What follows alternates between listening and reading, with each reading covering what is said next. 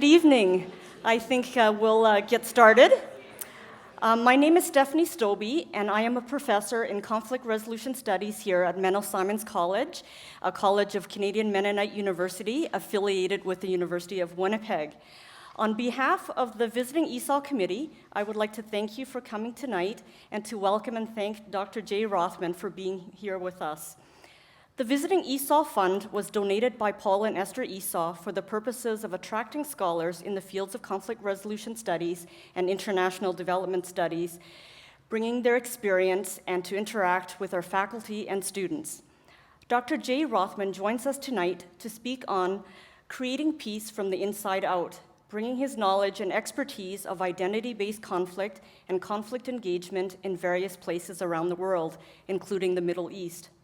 Before I formally introduce Dr. J. Rothman and invite him to speak with us, I would like to give opportunity for welcome from a few of our partners in peace building from various institutions.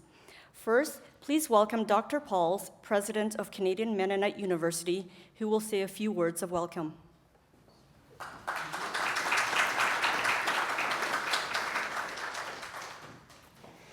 Good evening.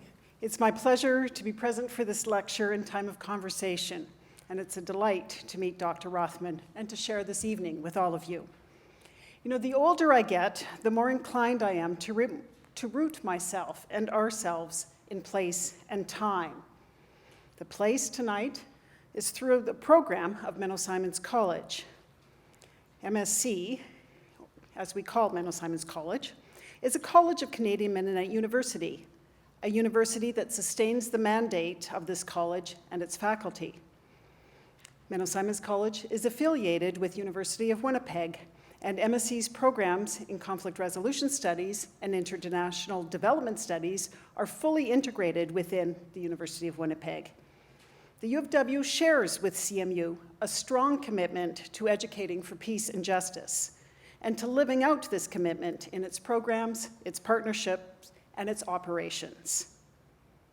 Time, what we might call the times. We might say we're saddened as we see misunderstanding upon misunderstanding mar the earth's skin, even as new forms of a thriving diversity and reconciling friendships are ever emerging. This is a time as we in the north approach summer solstice, and here in Winnipeg, we linger in the length of the days and are reminded of extreme brevity in the days in the real south. In the combination of these times and these places, we live with an increasing awareness that everyone in every time and place lives in different conditions. And everyone has an accent, a culture, an identity, and a means of practicing virtue. All these things are fluid, but they never wash away. And there's no such thing as an overriding neutral zone within which values can be assigned or practiced. It is in the midst of these places and times that I am heartened by this evening's conversation. Menno Simons College, along with CMU as a whole, flows in and out of people who in one form or another over the centuries have aspired to say, there may be a list of this and that over which we'd be ready to die, but we're not prepared to kill for any of them. This school also flows within people for whom the love of God, of learning, of the land, and indeed all of life's dimensions are incomprehensible in isolation and cherished within all sorts of interdependent webs. And so through both Menno Simons College and Shaftesbury campuses of CMU, we go about both conflict resolution studies and peace and conflict transformation studies in a time and place that fosters the interconnectedness of scholarly rigor, faithfulness, relationships of trust, and a generous imagination. Thanks for sharing your voice and your ears in the beauty and hope of this maze. Thank you. Good evening. My name is Neil Besner, Provost and Vice President, Academic and International. The title's too long. On behalf of Dr. Axworthy, the President and Vice Chancellor of the University of Winnipeg, and of UWinnipeg's Global College and Menno Simons College, I would like to welcome you to the University of Winnipeg on ESOL Lecture. With constant change and injustice in the world, peacemaking from the inside out is an essential reality. with governments spying on their citizens, civil war in Syria, the civil unrest in Turkey, the idea of improving our society from the inside out is an important realization. And the University of Winnipeg strives to create global citizens that will affect change in our communities and improve our societies.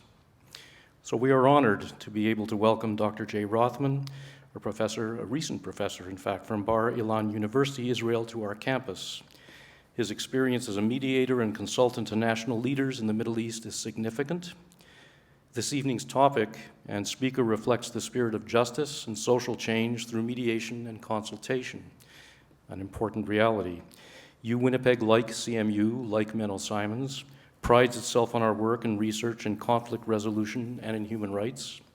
So just this past Wednesday, the University of Winnipeg's Global College and the Canadian Museum for Human Rights presented a panel discussion on the groundbreaking genocide trial of former Guatemalan dictator José Efraín Ríos Montt.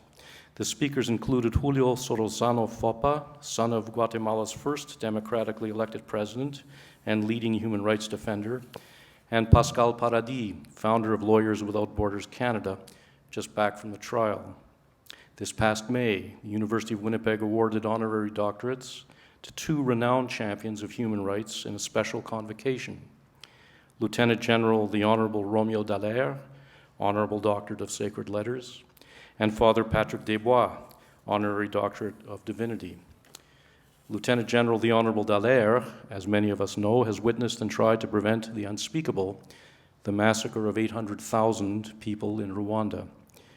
As Force Commander of the United Nations Assistance Mission in Rwanda in 1994, he refused orders to leave the country and remained to protect those trying to escape the genocide. It was a mission that left Dallaire with deep emotional scars and a determination to advance global human rights, most notably ending the recruitment and use of child soldiers around the world. The distinguished Father Desbois, renowned for his work in the areas of conflict resolution, reconciliation, and restorative dialogue, has devoted his whole life to confronting anti-Semitism and has earned international respect as a humanitarian. And Winnipeg itself, where we all are, I agree with you, Dr. Pauls, it's a time and a place, a local time and place. Winnipeg has a growing reputation as a center that nurtures global citizens and is striving to become a human rights city, and your attendance this evening is an example of that. I'm struck by how many people gave up sunshine for a lecture. Good for you. At the University of Winnipeg, as educators, we consider it our primary responsibility to foster global citizenship. It matters how we treat this planet and each other, and all of our interdisciplinary programs are designed to create well-rounded, socially conscious global citizens. Through our Global College, we offer a Bachelor of Arts degree in Human Rights and Global Studies. It's a unique program in Western Canada, along with a Joint Masters in Peace and Conflict Studies, which means that young people who want to make a difference in the world in areas of international human rights, humanitarian and refugee work, or international aid have a place to get a relevant education here at home.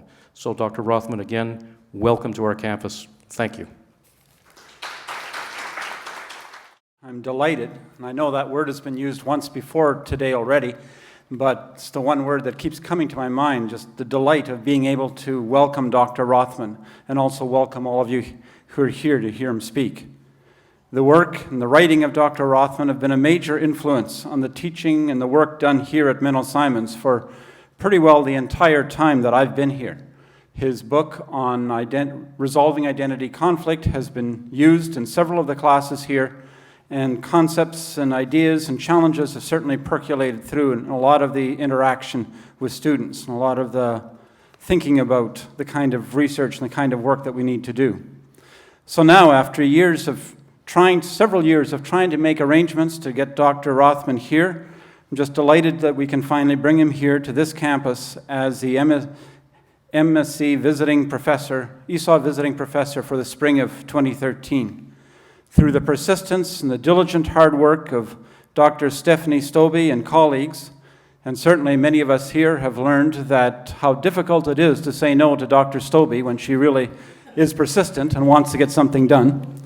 But through this persistence and diligence, We've just really excited about being able to welcome you here tonight and also for the next 2 weeks. Menno Simons College, as most of you know, operates as a downtown campus for Canadian Mennonite University and also a college affiliated with the University of Winnipeg, offering 3-year and 4-year majors in conflict resolution studies and international development studies, as well as a 4-year honors major in international development studies toward the University of Winnipeg BA credit, as well as participating in the joint masters, as was referred to earlier, peace and conflict studies.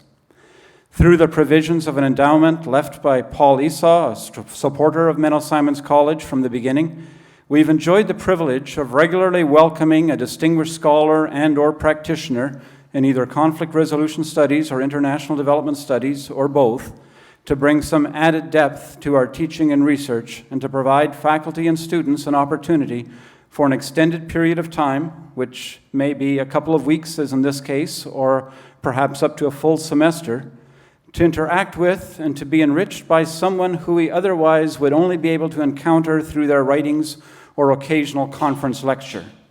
So Dr. J. Rothman joins us here today as the next inheritor of this mantle, as someone that we feel deeply honored to welcome here in our midst as the Esau Visiting Professor for the summer of 2013. This event tonight marks only the beginning of the time that Dr. Rothman will spend with us. Over the next 2 days, he will facilitate a 2-day skills workshop, and next week, a 5-day intensive course where he will expand further on the stories, concepts, and challenges to be introduced tonight. So again, we're just happy and pleased and delighted to welcome Dr. Rothman here.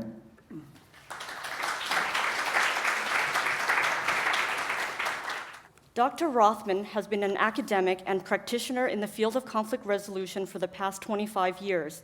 In the course of his career, he has worked with diplomats, business executives, opposing leaders, union leaders, school boards, community activists, and students around the world. He is a teacher, trainer, and student of the arts and science of conflict engagement and has developed and taught cutting-edge methodologies for conflict engagement and collective visioning.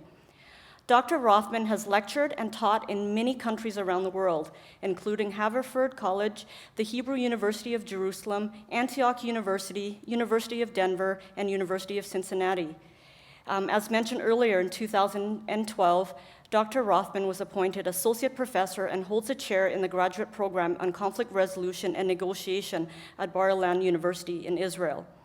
He is a co-editor of the International Journal of Conflict Engagement and Resolution, an author and editor of 4 books, including Resolving Identity-Based Conflict in Nations, Organizations, and Communities, and From Identity-Based Conflict to Identity-Based Cooperation.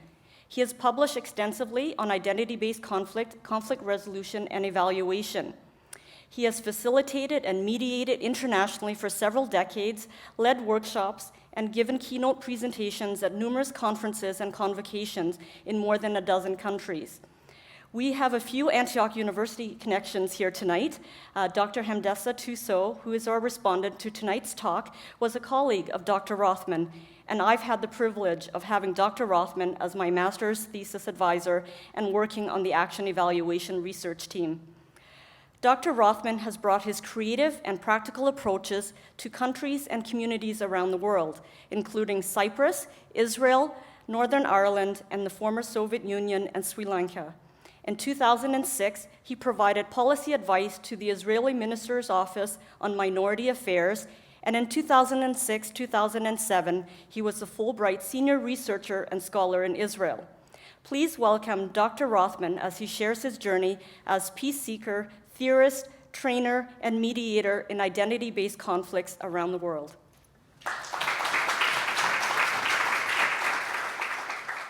Thank you very much.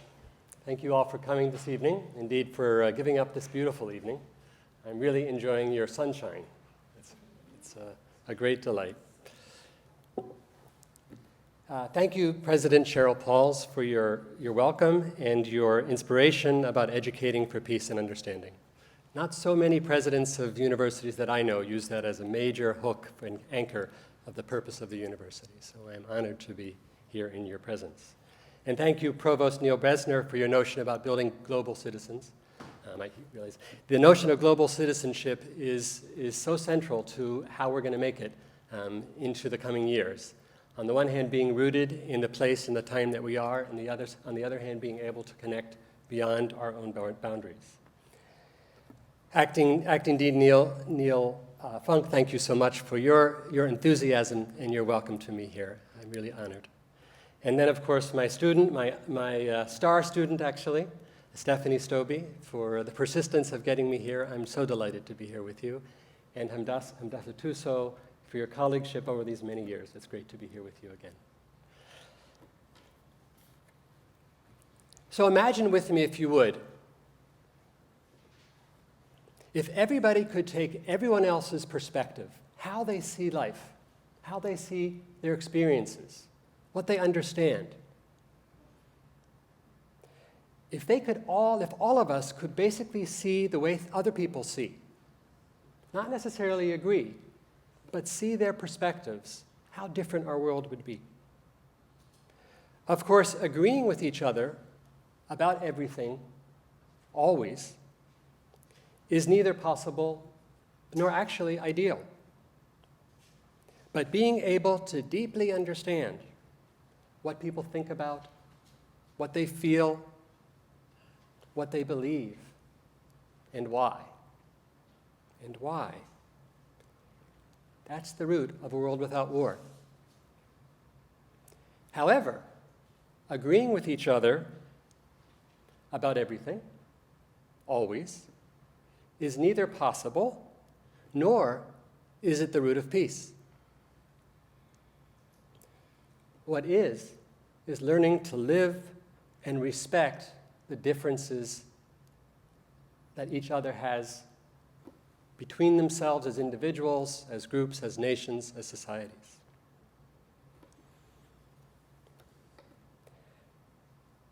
The German social philosopher Theodor Adorno said a successful work of art, and for me actually conflict resolution is like a successful work of art.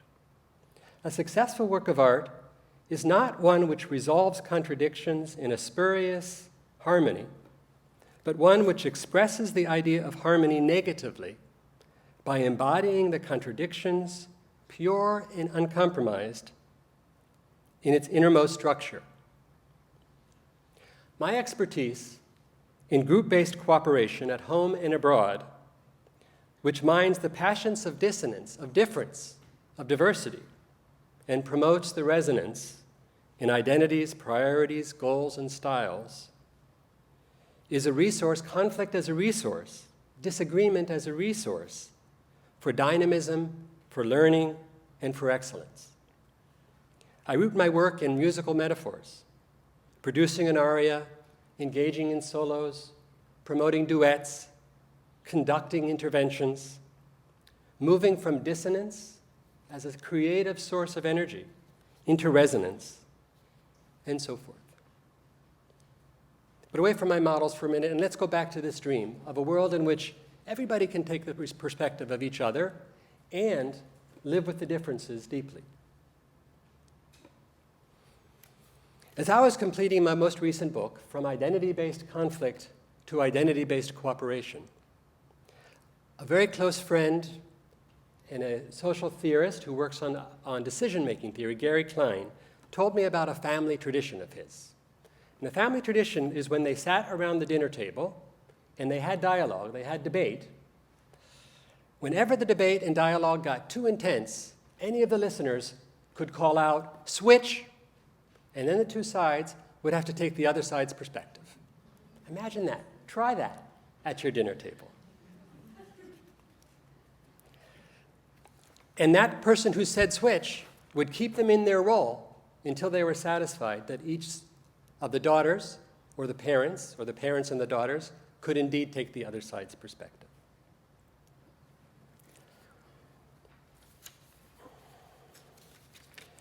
So many people ask me, and I imagine you might as well, how did I get into this business? Part of my job and my work is to listen to questions and to respond to questions at the level at which they're asked. So when people ask me in a general way, how did you get into this field, I give them a general answer. And the general answer is, I saw a little article, a little advertisement in the New York Times in 1981, advertising the first program in conflict resolution in the world. It was at George Mason University in Fairfax, Virginia. And I thought it would be interesting, so I applied and I got in. And so thus I began my career in conflict resolution. If it turns out that they want to know more, if they're really asking me more genuine questions,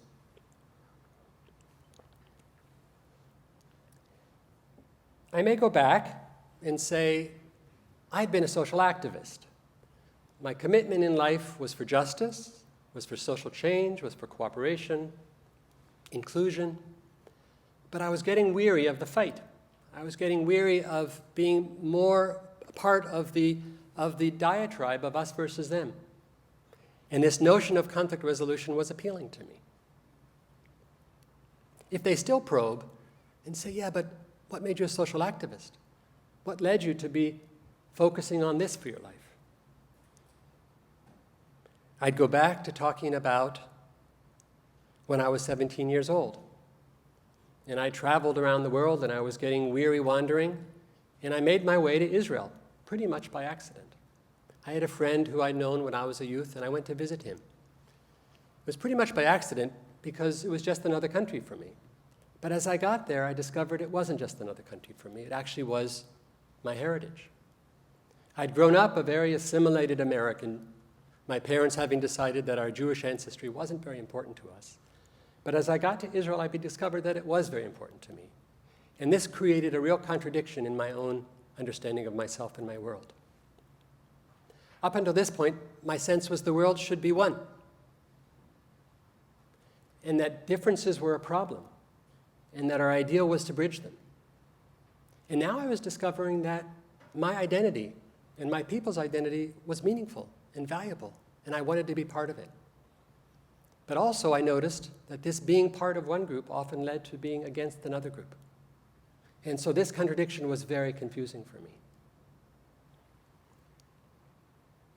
And if they probe even further and said, yeah, but what led to all this?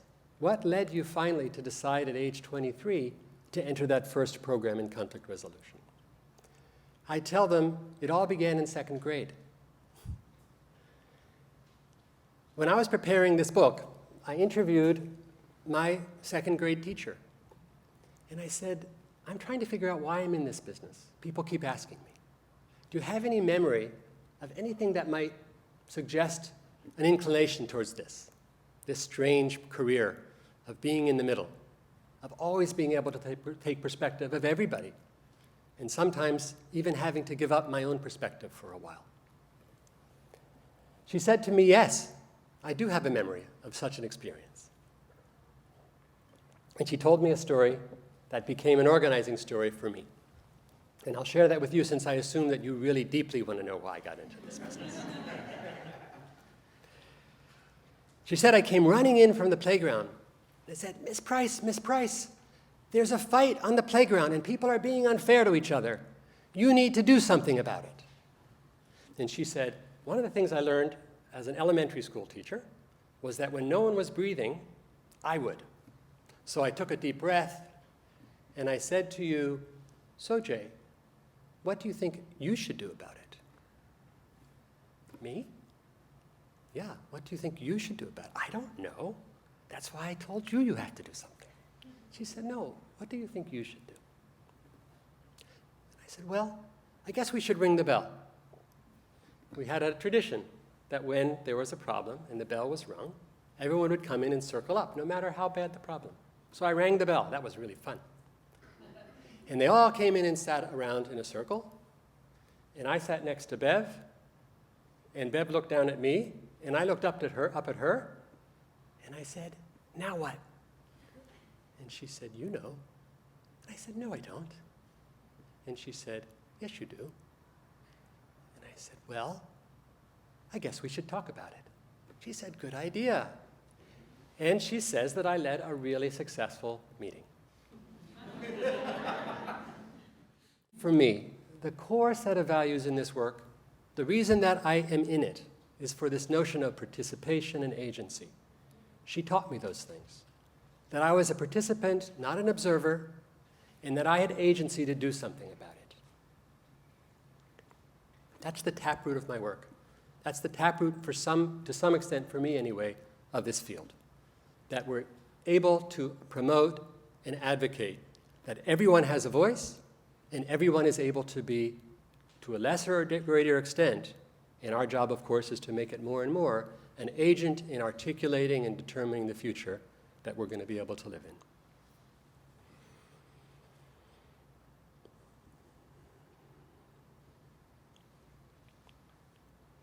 So back to this experience as a 17-year-old, discovering these conflicts and these deep resonances in myself, between myself as a universalist and myself as now a particularist, between my people, the Jewish people, and its neighbors, the Palestinian people, between all groups who are rivals of each other when ultimately, for their own self-preservation, they need to become allies. What could be done about this? So I entered into this new program, and I discovered a methodology which is called an international conflict resolution, particular approach of it called the International Problem-Solving Workshop, developed by John Burton and Edward Azar and Herbert Kellman, folks here in America and in England, in the United States and in England, who had been, John Burton in particular, had been a fairly mainstream diplomat. He served in what was then Ceylon, as it became Sri Lanka, and he became quite disenchanted with the normal approach of international relation of power politics. The notion that states are hard shells bouncing off against each other, but rather instead that states are simply containers, and they're containers of groups and organizations, and groups and organizations are containers of individuals, and within individuals are irrepressible, irreducible needs. Needs for justice, needs for meaning, needs for control, needs for identity, needs for safety, needs for well-being. That these, said John Burton and his colleagues, are the basic building blocks of all international relations. And when these are threatened and frustrated, conflict breaks out. And the deeper the conflicts and the more threat and the more frustration, the more violent and the more aggressive are these conflicts. It was a very compelling notion. It was an alternative notion to how state politics, statecraft should work. So I took this notion and I tried to figure out how to transfer it back to the experience of Israeli-Palestinian conflict. How do we take this notion of nation states and ultimately the needs of individuals, here expressed in terms of identity-based groups, how do we take this and turn it into something constructive? And as we're going to build a field, and this was really the early days of our field, it's really not too much more than 30, 40 years old, this field of ours, the field of conflict resolution. If we're going to promote a particular methodology, we have to evaluate it, and we have to be able to replicate it. So what I was able to do was go back to Israel now, this time as a pre-doctoral fellow. I had an appointment as a junior fellow at the Hebrew University, and I did a series of experiments with the undergraduates. That's where we do so many of our experiments in life. These were a very interesting group of undergraduates. They were Israeli Jews and Israeli Palestinians. And they came with me to weekend retreats, where I would adapt this methodology of the problem-solving workshop that was really designed for politicians, and working on it at the level of youth leadership. As often happens with beginnings, the first such workshop was perhaps the most powerful of all. And the first experience of that first workshop really organized so much of what came to follow. As we gathered in a place called Tantur, which is on the outskirts of Jerusalem, actually owned by the Vatican, a true neutral ground. We were waiting for our last participant, Muhammad. And we had an equal number of Jews and an equal number of Palestinians, all Israelis. But we couldn't start before Muhammad arrived because it wouldn't be equal. So finally he arrives, out of breath, and says to us with great distress, I got to the gates of this institution and I just about turned back. I was so discouraged. I said, What happened? We haven't even started. Why are you so discouraged? He said, I was riding on the bus to get here, and next to me was a young Israeli Jewish girl, and I saw her looking at me, and then I saw her looking at the sign on the bus. And back then, there were signs on buses that said, Chefetz Chashud, Tizacher, which is, suspicious, be aware of suspicious objects. Suspicious objects then were bombs. And she looked at the sign, and then she looked at me, and then she looked at the sign, and then she looked at me, and her eyes got wider, and she jumped up, and she ran to the other side of the bus, and she said, Arab, Arab. And I said to myself, if a 6-year-old girl already sees me as a suspicious object and is terrified of me, what's the point of coming to this workshop, to dialogue? It's too late. It's too late. It doesn't make any sense to be here. Efrat, one of the Jewish Israeli counterparts, said to Mohammed, I'm sorry you had such a bad experience, but your story doesn't make any sense. That's exactly why we're here. Of course our people mistrust each other and fear each other. They haven't been able to encounter each other in the kinds of ways that hopefully we are going to hear. And he shook his head and said, you don't understand. And she said, you're right, and I don't really want to. That despair is self-fulfilling. So that's how we began the workshop. It was very dark. It was very discouraging. And the way we begin our workshops, actually, is we go into our disagreements. We don't look for common ground. We bring out those things that lead to the contrasts, that lead to the hurts. And indeed, Mohammed's story was a perfect, if tragic, example. And we spend the day raising the blame that each has of the other. It's a bit counterintuitive. Many folks think that the first way to start a peace process is to find the common ground and build the bridges, but we do it differently. And I learned really in working in the Middle East that if you don't go back, there's no way to go forward. You can't wall off that hurt and hope for hope. You have to talk about it. You have to enter into it. At some point, you have to say, how are we doing? And people say, not very well. And then you have to say, you want to do something different? And usually they say, please. Why are you making us do this? Why are you making us surface and raise all these hurtful, even hateful attitudes? We say to them, we're not making you do anything. We're inviting you to live here in this artistic moment, sort of an intensification of reality, as you've been living with each other for weeks, years, decades, even longer. We just opened up the door and you walked through it. But if you want to do something different, we'd like to do that. So when you come back tomorrow morning, get ready for something different. Well, experiences and circumstances often get in the way of best plans. And the next morning, we arrived back in the workshop. This was a very protected environment. It's outside of Jerusalem. It's a beautiful environment. It feels like an oasis. But as we walked into the room, we saw on the board, on the blackboard, not this beautiful tree, but rather what we saw was written on the wall, Jews out of Palestine. If you do not leave, we will kill you. And that's how we started the workshop the next morning. And Ahmed and I, who were co-facilitating, tried to make light of it. You wrote that. No, you wrote that. It wasn't very funny. We called in the director, actually a famous peacemaker. His name is Landrum Bowling. He was then the director. He was dumbfounded. He didn't know how that could have happened.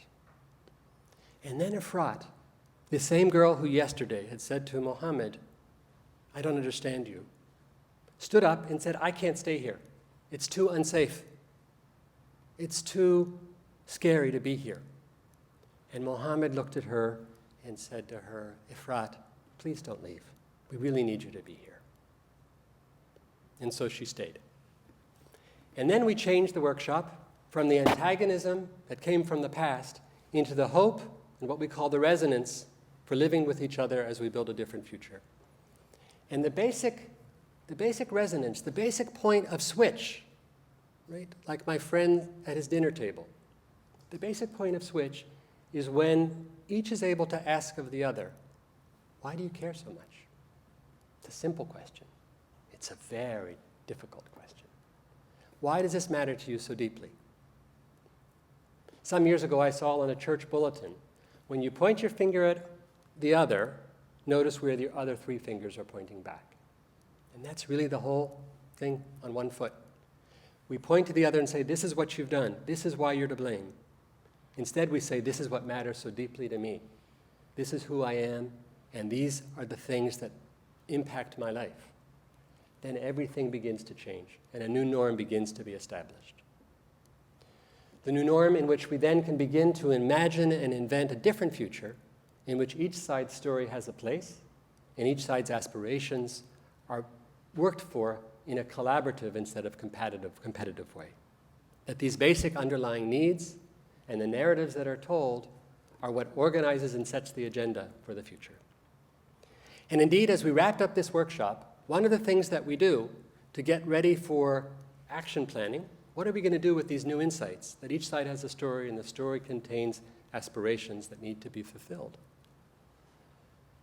We ask each side to take the role of the other side and say, a Palestinian now saying, as a Jew, this is what's important to me. And the Jew saying, as a Palestinian, this is why I care so much. Mohammed did his reversal, and he said, as an Israeli Jew, this is what the past is like for me that's so painful. This is the future would be like that's so hopeful. Here's how I want to live. And when he finished, the Jews stood up and they applauded him. And they said, Mohammed, would you be our ambassador to the United Nations? So the switch was made there. And it created really a resonance for me upon which all of my career has been built. So we go from the notion of needs and of nations to the narratives of communities, transfer this large political notion to the smaller group identities, evaluate it in ways that seems indeed that we're able to help people make the switch. And we did the statistical analysis of pre-test and post-test and showed that indeed these participants were better problem solvers after they went through the experience.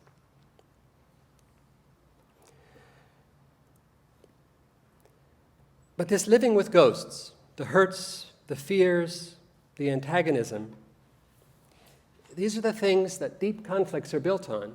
And as I said before, we can't jump over them and hope to build bridges and common ground without walking through them. It's what I learned so deeply from working in the Middle East, from working in ethnic conflict around the world, that the notion of walling off the past and hoping for a better future ends up being very counterproductive. It's actually an argument I have with the field. You heard perhaps Stephanie talking about the word conflict engagement. I think our term conflict resolution, at least in these very most deepest of conflicts, is probably unrealistic. We're not going to resolve the hatred, the killing, the fear, and the hurt that has happened between these groups. But we can engage the conflicts in ways that the difficulties and the dissonance can be transformed to some extent anyway into possibility and imagination.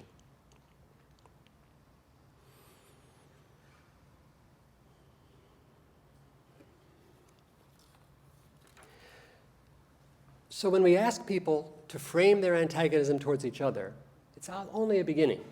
It's a beginning for them then to say, here's my narrative, here's my story. And a story is basically a way to help us organize in the present what has happened to us, what things are most present for us in our lives as we think about the conflict situation we're in with the other. Why this is so deeply important to us, again, what I was saying, that one of the real gifts of conflict, in an ironic way perhaps, is the more we engage it and the more we help other people engage their conflicts, the more we're able to help them understand what's most important to them. Right? The extent to which they blame the other and they see other as the fault and the problem of all things, they're really avoiding what's waiting to be discovered through the gift even of conflict. After all, my needs and my values are very similar ultimately to yours. They often have to do with our children. They often have to do with a hope for the future. They often have to do with getting out of living in this constant cycle of despair and fear and moving into some place of possibility.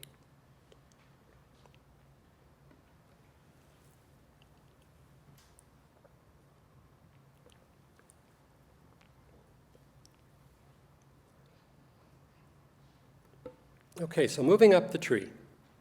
So if the taproot of this work of mine, I think of our field as participation and agency, and the particular trunk that I worked in has been this field of international conflict resolution.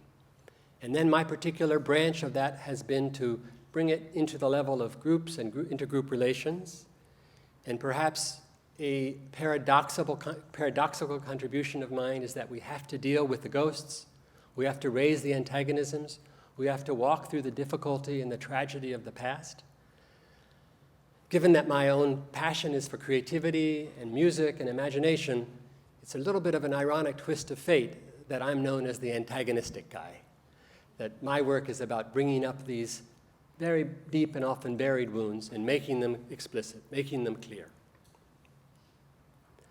But moving then from needs and now focusing instead on these sort of a canon of needs that Burton and his colleagues discovered and described, that all peoples need these needs, I found that to be a little bit culturally abstract, to some extent even rejecting the specificity and the difference of culture. And what I found to be even more useful than saying all peoples have these needs is that all peoples have narratives. And each narrative is unique. Each narrative comes from its own context, although in the narrative there also is always to be found common threads and a weaving and a merging and even a meshing of the most important things that all people say, from whatever society, east, west, north, or south. So after my dissertation, I stayed in Jerusalem, actually was given large grants. Those grants were both a boon and a bane to my career, because I then became an organizer, an administrator, an activist. I didn't publish. I didn't do the things that I needed to do to rise up the ranks. Instead, I administered programs. And what was wonderful about that is I got to transform theory into practice and keep trying to improve the theory so practice would be more effective, and then indeed try to mine the practice to see if we could build more robust theory. So from needs to narratives to practices, big enough to matter and small enough to work. In Jerusalem, I helped to set up the first program in Israel, the Project on Conflict Resolution at the Hebrew University. This was in 1989. And that project had 3 programs that each went for a couple years. The first one is the program on pre-negotiation. And we taught diplomats who were serving in Israel, diplomats from all over the world, Egyptians, Spanish, Germans, French, Israelis, Africans from different countries in Africa. It was a fascinating group, about 20 diplomats. And we trained them in this notion of pre-negotiation, and we trained them in this notion of needs and values and narratives. Once a week for 10 weeks. It was a great experience. It was also a rather disheartening experience. At the end of it, we said to the diplomats, these were mostly second, some first secretaries, many on their way to being ambassadors, how was this for you? How will this impact your work? They said it was wonderful, it was fascinating, and also a little discouraging because we're not able to talk about these things. This is not what we do in diplomacy. We talk about the things that you said is rejected. Hard power politics between nations and how to protect and promote our interests. 30 years later, I just went to a talk of an Israeli diplomat just a couple weeks ago. And he said what we've learned in doing our diplomacy is that it's not so much the power politics between states, but it's the organizations and the groups and the communities that help us structure and restructure our relationships. These are the things that diplomats are now focused on. So maybe we were a little early, but indeed these things are now gaining currency. The second project we did was a project on managing political disputes. And I want to tell a story from one of those workshops. We gathered leaders from the 2 sides of the Jerusalem community, Palestinian leadership and Israeli leadership. This time not Israelis on the Palestinian side, but outside of Israel proper. We gathered them because there had been a murder within the Israeli side of the divide. And while it was not told, no one discovered exactly who did it, the Jews were sure it was from some Palestinian from that community. And the rancor and the hurt and the fear between the communities was rising all the time. So we were invited in to gather and then facilitate workshops between the muhtars and the rabbis, between the community heads and the political business leaders on both sides. And we gathered about 15 of them for a year. And we went through this process of the antagonism and the rancor and the hurt and the anger, and then transforming it, making the switch to the storytelling and the resonance and the hopes. And then we began to look for inventions. What are we going to do to sustain this new understanding that each of us have narratives that are valuable, each of us have stories to tell that resonate? What can we do with this to concretize it, to make it absolute? So one thing that the Palestinians were needing was better services from the Jewish municipality. And so together they went to the municipality and they asked for better services, basic services. Very concrete, very basic. The other thing was having to do with the future and the notion of we're going to live together separately but still together in this Jerusalem. Regardless of how the political process works itself out, we're all going to be here. We're not going away. And we accept that, those of us in the room anyway. So what do we do about our populations who are increasingly fearful and separate from each other?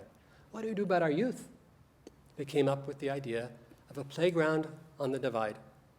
Right on the halfway mark between the two communities, they'd set up a playground. And so they did. And that's one of the things that I talk about in my work. I do work with diplomats, I do work with politicians, but mostly I work with community leaders and youth leaders and the future leaders. And we talk about projects that are big enough to matter, but small enough to work. And if you think about it, a playground on the seam, that's, maybe not so significant. On the other hand, when we're talking about the long future, that's completely significant, because these are the kids who are going to grow up and have memories of playing with the other and being able to encounter the other as a friend, as a playmate. Finally, the last project that we did there was called the Jerusalem Peace Initiative. And this was back in the early 90s, where this time we gathered together political actors, not the highest level leaders, but what we call track 2 actors. Those who have the ear and the trust of the highest political leaders, but also who have connection and relationships with the grassroots. We call them track 2 because they sit between those two levels. So we brought them together, about 15 of them, also for a year, to engage in this same process of dialogue, first antagonism, then resonance, then moving into the invention, and then planning some action. And they came up with 5 different policy plans. They worked in teams, and they worked in plans for how do we live in Jerusalem separately. Right? There's always going to be 2 communities. We don't know what the political solution will be. If it will be one united Jerusalem or a divided Jerusalem or whatever Jerusalem will be, we're always going to be here. And we're always going to need security. How do we cooperate on security regardless of the political outcomes? How do we cooperate on municipal governance? How do we cooperate on economic development? Of course, that's one of the great ideals, is that when peace prevails in that part of the world, tourism will grow exponentially. There will be 1 billion Muslim tourists who will want to visit their holy site in Jerusalem. There will be millions more who don't go to Israel or Palestine for fear of being hurt, or just the psychological fear of being in a war zone. So the notion of economic cooperation around tourism holds a great promise. Okay, so going up the tree.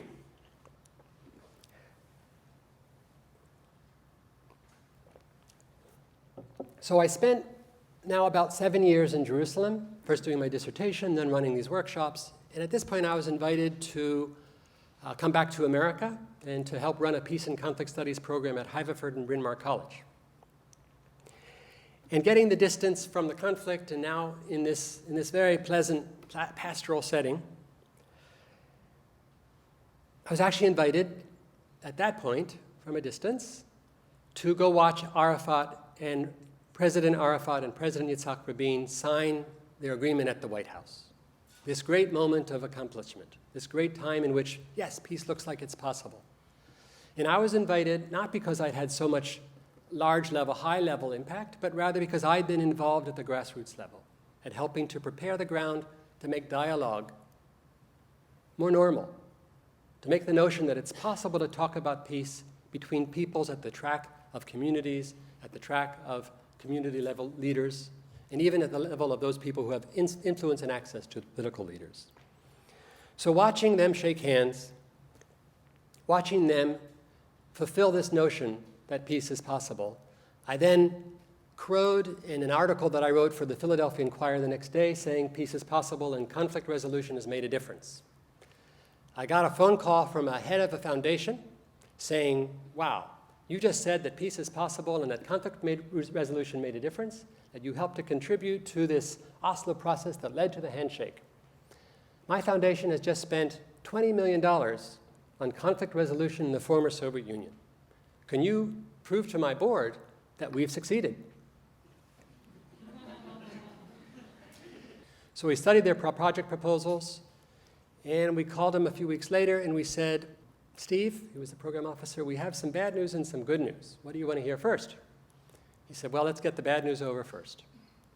He said, the bad news is that these project proposals don't have a very good theory of success. It's not very nuanced. I mean, if I was your board member, I would be holding you to conflict resolution, because that's what it's called. But there's no resolution here. So we have a big problem in our field, because if the highest goal here is also the first goal, we're often not going to make it. And if that's the only thing we're holding out, we're actually going to fail much, much more often, perhaps almost always. Whew, he said, that's bad news. What's the good news? The good news is if you'll give us a grant, we'll go study what our field has said in more nuanced ways. And what our field has said is actually we have to be specific and nuanced about what success means by asking everybody in intervention in a participatory way, what does success mean to you? When we're going to intervene in your conflict within Jerusalem, in Northern Ireland, in Cincinnati, in Winnipeg, between any level of group, what is it that's most important to the participants? What do they see as the outcome of this effort? How do we get the participants? How do we get the interveners? How do we get the funders? How do we get as many stakeholders as possible together to define success? Not the grand success, but the steps to success, the pieces of peace. If we can do that, we can begin also to design in a participatory way, a way that gives everybody agency for articulating what should be done and how to do it, and most importantly, why it matters. So this became my next path, actually. And that's what I've been working on now for the last 20 years, and Stephanie did her thesis on it, which is a process of fostering identity-based cooperation, identity across the various stakeholding groups. Again, whether they're youth and teachers, whether they're Jews and Arabs, whether they're natives and nationals, I don't know what the distinctions are. Basically, everybody articulates, this is what's important to me and this is why. And then together we build an agenda. And so then the conflict resolver, the facilitator, is not much more than that, a convener helping people be clear about their purposes and their practices.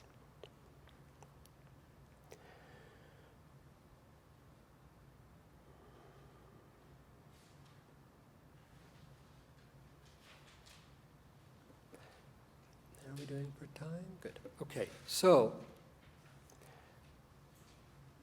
as we develop this methodology, it's actually called action evaluation. And the notion is that we are actively evaluating success as we're pursuing it. Not the evaluation that we get to the end and say, how did we do? And usually not so well. But rather the success that evolves out of the dialogue and discourse among people who together are defining what it is they're trying to accomplish, whether small or big. Whether those diplomats who are setting the agenda for the dialogue in the Middle East, or whether those children and educators who are setting the dialogue for the classroom. Right? So we're developing this approach, and we used it in various different settings in the United States. We went up and down the East Coast in the United States with fishermen, with government regulators, and with environmentalists. 3 very strong identity groups, usually having nothing good to say to each other. And we had each of them say, how do we maintain this discipline, this industry? We're all losing, we're losing. The fishermen are losing, the environmentalists are losing, the regulators are losing, because we're in competition with each other. How do we define what it is that each of us needs, each of us pursues in ways that can incorporate the other? We worked with medical centers. For some reason, there seems to be a lot of conflict within medicine. We worked with the doctors, we worked with the board members, we worked with the patients. Again, how do we articulate together what a collaborative future would look like. Work with business leaders, business participants. And then our largest project was in 2001. After working actually with a project with youth in a foster care agency, when we did the same process. It was actually a very simple process, but it was surprisingly transformative. This was a foster care agency called Berkshire Farms Institute, the largest foster care agency in New York State. And they were developing an innovative project to help students in the foster care agency transition out into independence. Very treacherous time. They didn't have parents or family structures, and they had to now be independent because they were maxing out of the system. And what we said to them is, let's ask the students what they need. And the leaders of the institute said, they don't really know what they need. We have to develop a program to help them. We said, let's try. Let's ask them. And lo and behold, when they shared their goals, when they articulated why these goals were important to them, the staff said, amazing. Not only do they know what they need, we didn't realize that that's what they needed. And so together they developed a new agenda. This approach, working from the bottom up, from the inside out, gained some traction. And after the riot in Cincinnati, a federal judge heard about the work, and she asked if this approach could work to deal with this conflict between police and community. She had been a former domestic relations attorney, and she understood that a riot, in particular its trigger, which was the killing of a young African-American male, and the riot, which had also been an expression of distress about what had been seen as patterns of police misuse of force and racial profiling, that such a conflict doesn't really start its ending at the courtroom. It ends its ending if we can get to a different attitude, if we can get to a different understanding of what the narratives are, what the needs are. Then perhaps we indeed can build a new agenda for the future that the court can help to ratify and move forward. So we took this methodology really having its roots in Jerusalem, really having its roots in the story between Mohammed and Ifrat, really having its roots to some extent in my own experience as a second grader, inviting everyone in to have a conversation.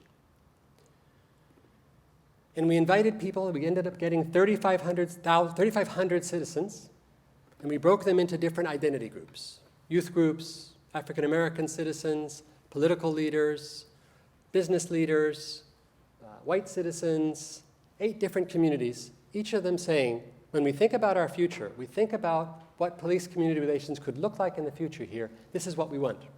This is why we want it. We've started now trying to organize and understand how people tell stories.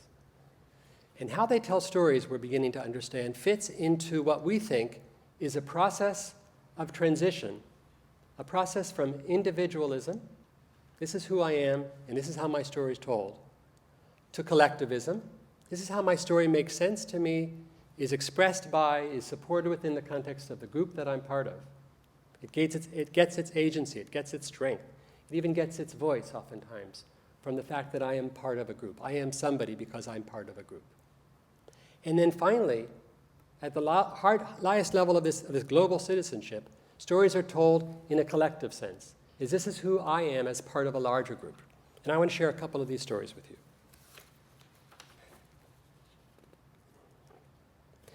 So again, how this process works is we invite people to share, this is what I want, this is why I want it. And we ask them within the group context. So the youth sit with other youth, the black citizens sit with other black citizens, the police officers sit with other police officers. And they tell their why stories. We invite them to talk about why they care in terms of experiences.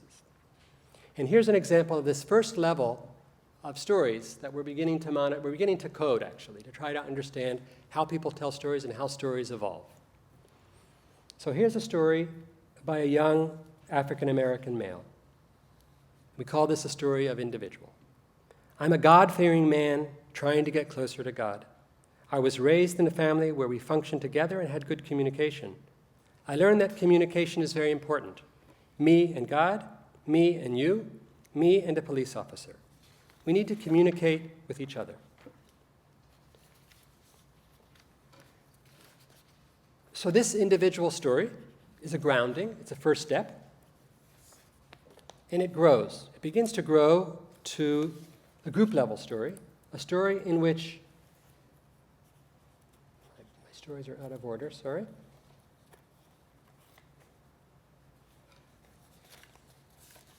Oops. Here it is.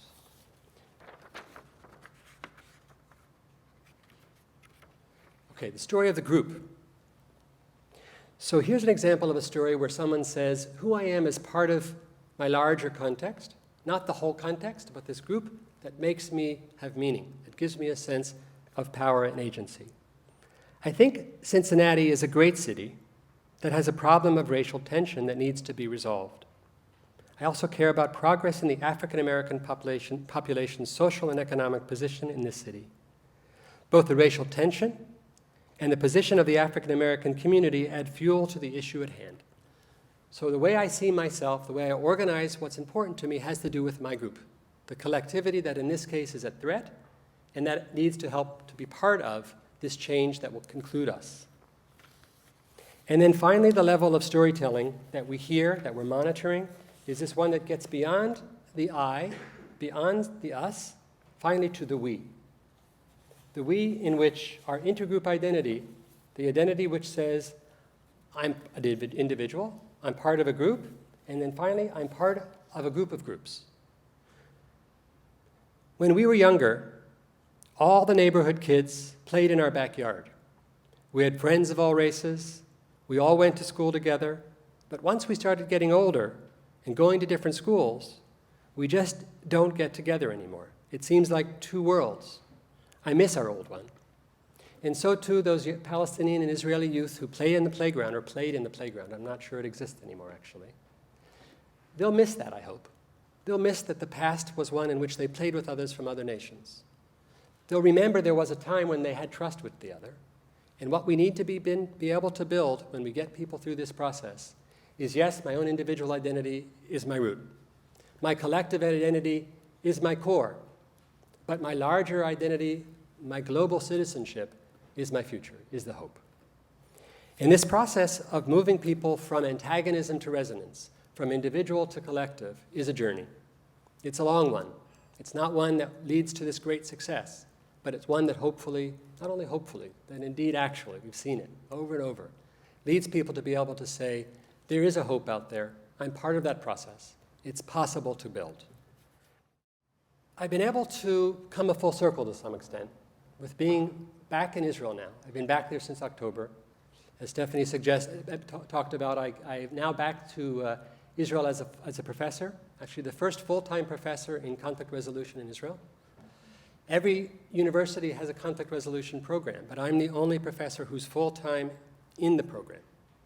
For me, that's a full circle, because as I joined this first program in Virginia, of this first idea that conflict resolution can be a field, since then I believe that it's a separate field. It's not only a derivative.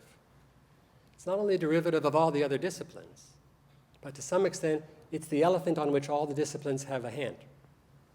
Right? The sociologists say it's this, the psychologists say it's this, the political scientists say it's this, but we say it's this.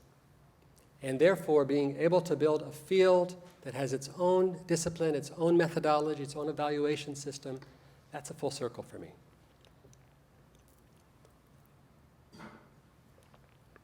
But more than that, it's also the sense that I'm building the future playground. This time not for the youth, not for the elementary school children, but for the graduate students, the ones who indeed are going to take up leadership, the Israeli Jewish and Israeli Palestinian citizens who come and study at our university, who indeed will be creating a future that can live with each other, that can be sustained through each other, with each other. And we did the same process that I've been talking about, the same process of getting everybody to say, here's what's important to us and here's why it matters, this time about our program. So the program is about 13 years old, but it's never asked all the participants in it, what should it be? How does this program unfold to fulfill and meet their narratives? And so we've been doing that.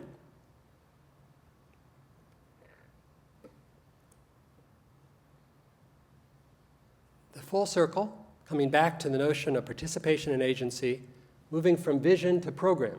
how do we think about a program and institutionalize it? And this is how we've done, oops, I'm going to skip over this. This is how we've done it. You know, I guess you can see to some extent. We asked various representatives of the various groups that make up our program, our conflict resolution program, to tell us what should this program be about? Why do they care about it, and how could it be created? So we had a core group of organizers, myself and 2 colleagues. We had half of our faculty, most all of whom are not in the program, but associated with it.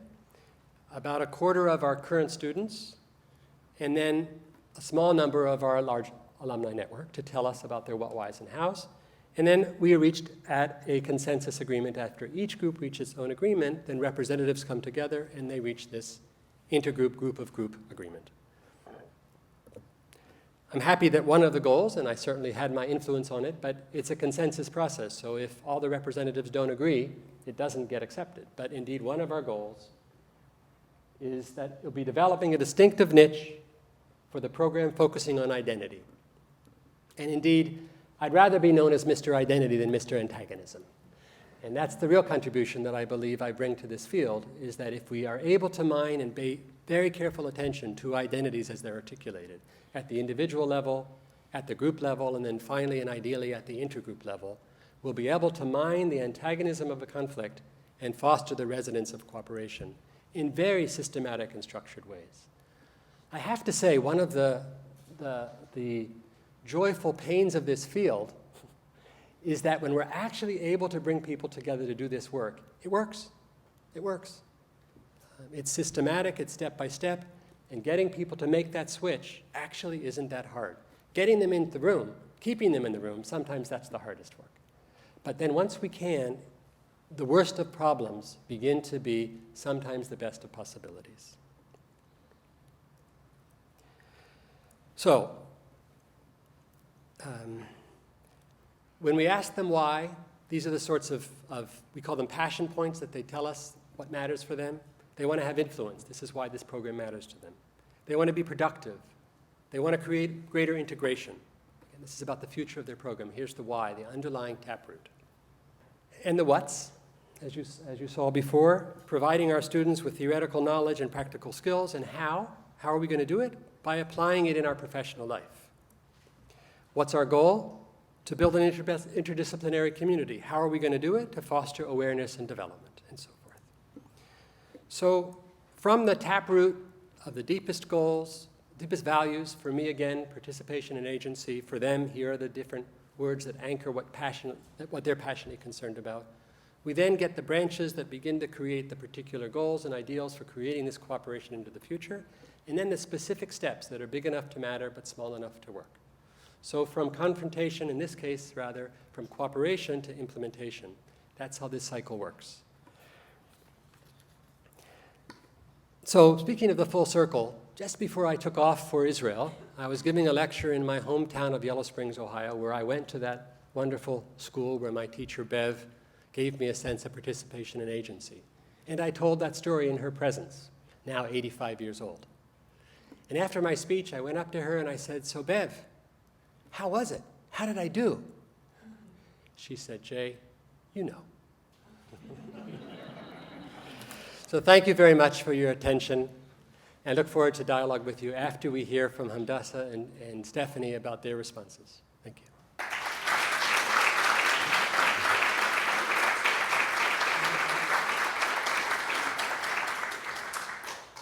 I would like to invite Dr. Hamdassa Tuso, who was our distinguished visiting ESOL professor in 2006 and 7, and is now teaching in the Peace and Conflict Studies program at the Arthur Morrill Center for Peace and Justice at the University of Manitoba, to take a few minutes to respond to Jay's talk.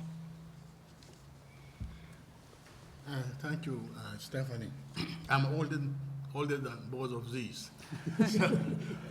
Where I come from, if you are an older person in the group, you have some advantage, so I have this advantage of calling them by their names if they don't want. Please. First names.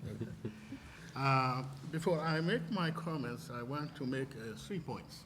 One is it was my privilege. I spent one academic year at Menno College, 2006, 2007. It was a wonderful experience. I want to say to the representatives of CMU and also University of Winnipeg that Menno Simons College program in conflict resolution is one of the best. Excellent faculty, excellent curriculum, very solid. When I got there, I didn't know, to be honest, I didn't know very much about Mennonite, except at the University of Waterloo, I had some interaction with them. I was visiting for the conferences for a year or so. But I was not sure about a denominationally based academic program. So, but they didn't preach about Mennonite theology. They focused on the field itself, and it was excellent program. Second is about Jay. I knew about Jay before I met him. Someone told me that Jay was one of the first American Jews who went to Israel and worked with Palestinians and said we should start dialogue. That's the way I knew Jay. Then I met him at Antioch. Then a comment about Stephanie. You know, if you are a teacher, you live long enough, and you are lucky you live long enough, you may come across some students who surpass you. And she's one of those. She's totally and this is an excellent lecture, so I don't want to add anything to that. I just want, last night we met in their house, and so we discussed what do we do, how we want to do. So one of the suggestions that Jay made was speak your own experience, our own experience, how we came to the field, what identity means to us. So that's how we're going to start. First, identity is very important. My first identity-based conflict was in grade 5. In rural South in Ethiopia, in Seventh-day Adventist school. And I'm first generation literate, come from countryside, never been in a city, and I love the school. In my family, I have 2 older brothers. They were old enough to work on the farm, and then I have younger siblings, and I was this restless kid in between. So that's how they sent me to school, and I love the school. So I was doing very well. And then in grade 5, I had a teacher, a wonderful teacher actually.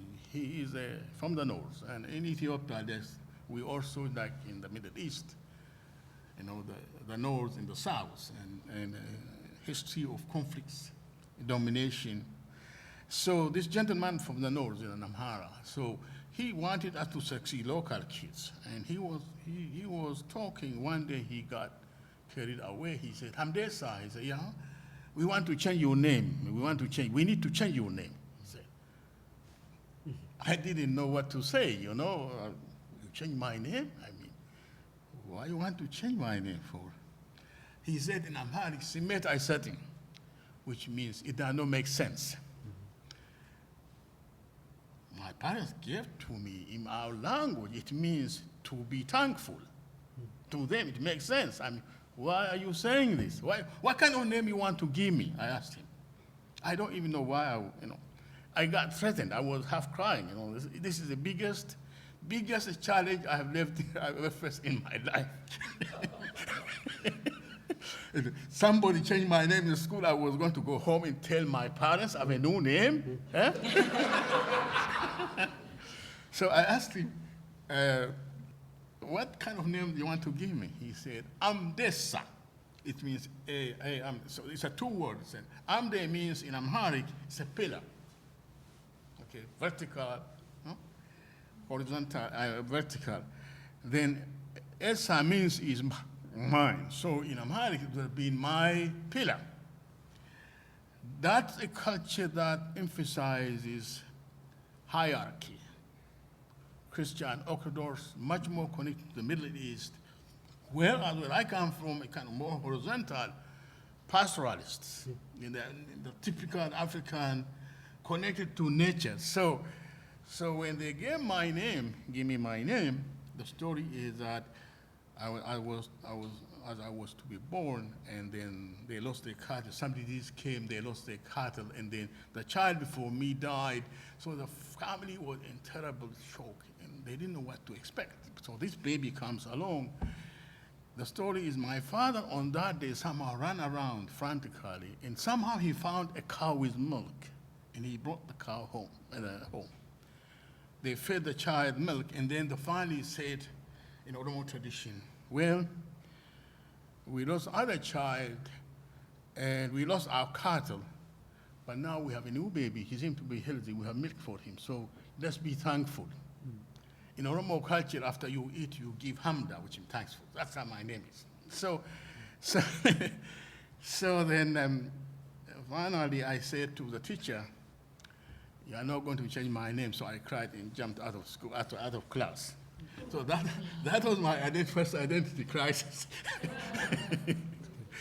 And then my first, at George Mason University also, he and I, we didn't know each other. We arrived at the same time. I came there, I became international student advisor. It's a emerging school. Virginia, if you know anything about history, US history, Virginia is very conservative, a lot of stuff about slavery and all of that.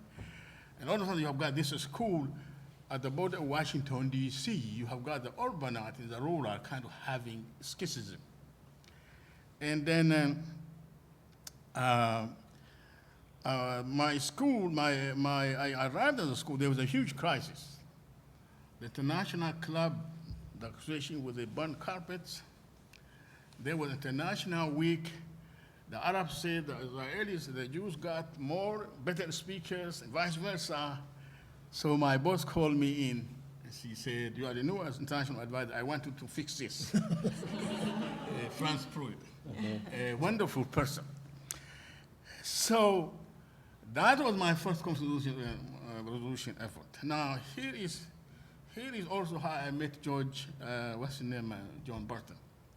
I had a GA, graduate assistant, by name of Charles Barringer. Do you remember him? Sure. Barringer? He was working for him. So he used to come and brag to me about this new master's program in conflict resolution. And he was talking, his father was the co-director, so he would talk to me. One day I got pissed off.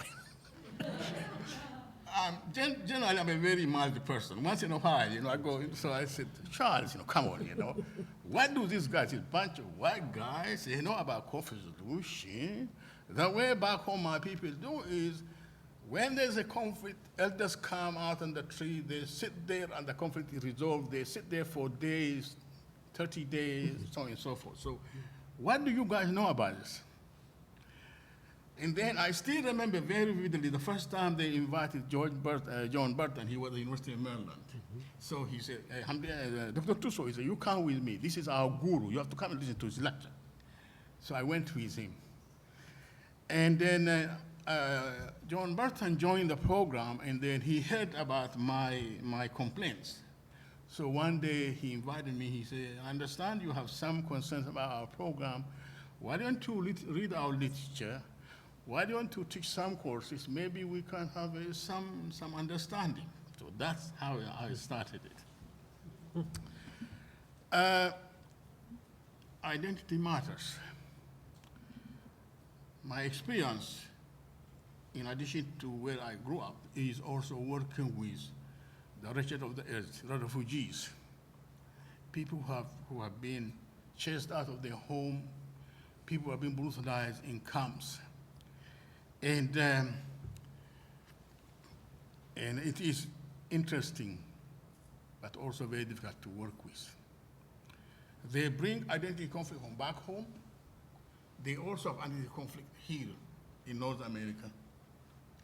Another big conflict is some of them bring young children here, or they get children here. The children grow up not speaking the language of the parents. You talk about identity conflict. When I was here at Menno College, I was working with the Oromo group. Oromos are a group I come from, about some 40 million in the Horn of Africa. Nobody knows about them. So these are the lost people. And so I was working with a family. And one day, this gentleman called me. He told me, hey, Dr. Tuso, I'm a child, and I've got this young boy. I told teach him about Oromia. One day the young kid tells me, I'm a Canadian, leave me alone. I don't know you're Oromia. So you have conflict, identity conflict in the same family. So identity matters. It's a very, very important issue. Now, I have to confront as an African what's going on in Africa. The new Cold War. Two wars. War on terrorism, war on the infidel. The narrative goes this way. If you want democracy, you should support us against the terrorists. This is what Africans have been told. The other side says, if you are a good Muslim, you have to help us to fight against the infidel. Historically, the African managed to absorb all these identities. In the same family, it is conceivable to have a Christian clergy in a Muslim clergy, and then other members who don't believe in any of these religions, they go along, they get along. If it's a Christian holiday, they go there. If it's an Islamic holiday, they go there. If it's African tradition, all of them go there. That's the way I grew up. Okay? One writer said, I wrote an article about this recently. One writer said, an African writer said, the Africans managed to have these different ideas in the same soul. Now, the Africans been told, you cannot have that anymore. You either be this, or you are no more a good this. And so this is the conflict I have to deal with. And 2007, Jessica is here. I was lucky. Yes, she is. Yes. I was privileged. They invited me to give a speech there, and I gave a presentation on the topic of the new Cold War in the African predicament.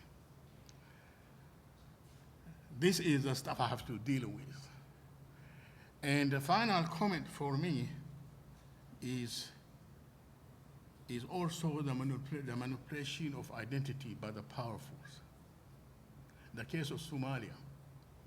Somalia in African states is unique. One religion, one ethnic group, one language. No other African state has that kind of characteristics. Struggle of power. I follow the Horn of Africa journal. I am associate editor, so I follow with Somalis and all of that. And they fought over power. Then they divide people along clan lines, sub-clan lines. Then the whole state sunk. I have been working for 30 years with Oromo community in diaspora. We are experiencing the same type of phenomena now. So identity matters, and there is more to be studied. People like Jay, they pioneered. It's a wonderful work, and there is more to be done. And therefore, I conclude my comments here.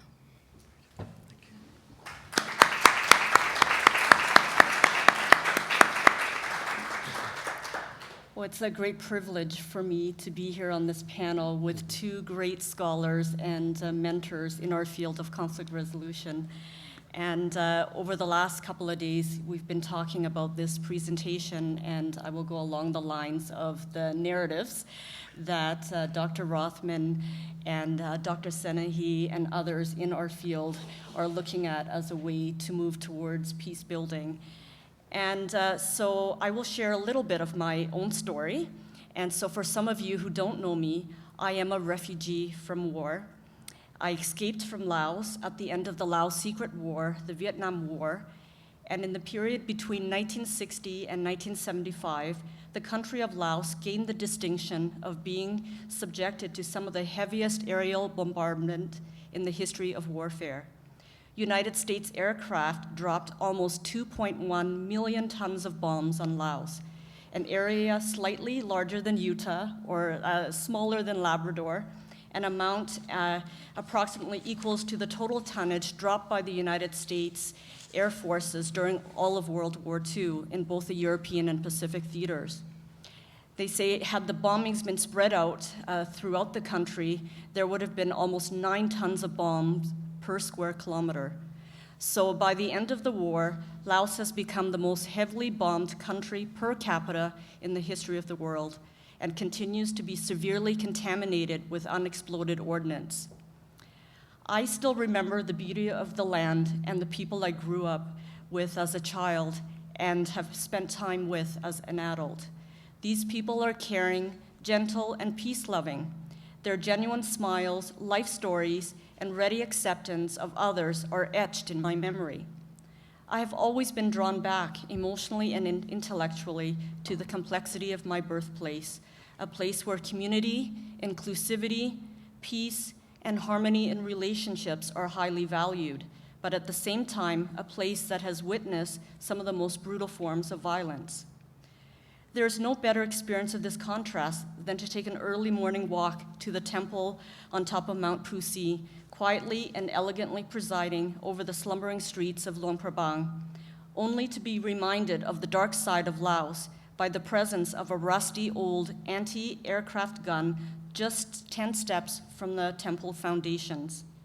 The streets of Luang Prabang are full of sights, smells, and sounds of Laos, monks dressed in their orange garments, the smell of food over the open ovens, the elegance of elders watching over the streets, children laughing, and beautiful flowers and plants adorning the shops, planted in old missile casings. This image defines the heart of conflict resolution, namely taking the very instrument of destruction and turning it into a foundation for beauty, growth, and new life. These images, metaphors for conflict resolution, abound in Laos. There is no question that peace has existed in Laos for thousands of years, and violence has also existed in Laos for thousands of years. What I find so incredibly interesting about Laos is that peace seems to find its way back to the people of Laos rather quickly, in spite of the exploitation that foreign powers occasionally exercise to polarize different ethnic groups. I believe that one of the reasons this is that the grassroots Lao people have, over time, developed conflict resolution systems that provide an outlet for conflict situations and allow for a rebuilding of relationships within and between ethnic groups. They have done this by using very elaborate systems of mediation and rebuilding rituals and ceremonies that give them common ground in which to get to know each other. So you, Jay, and I speak, very similarly about culture building, taking an individual culture A and individual culture B, and through this interaction, they create this culture C. And so the individual cultures still exist and predominate, but the ground for peace is found in the behavioral expectations created by the collective culture. So as you state in your paper, through language and interaction, we create and recreate each other and ourselves by telling stories about who we are and what matters to us. A very complete picture of this is evident between the many cultural ethnicities in Laos.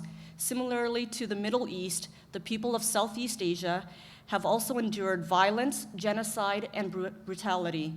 Both groups have had a long history of interaction in their respective geographical places for thousands of years.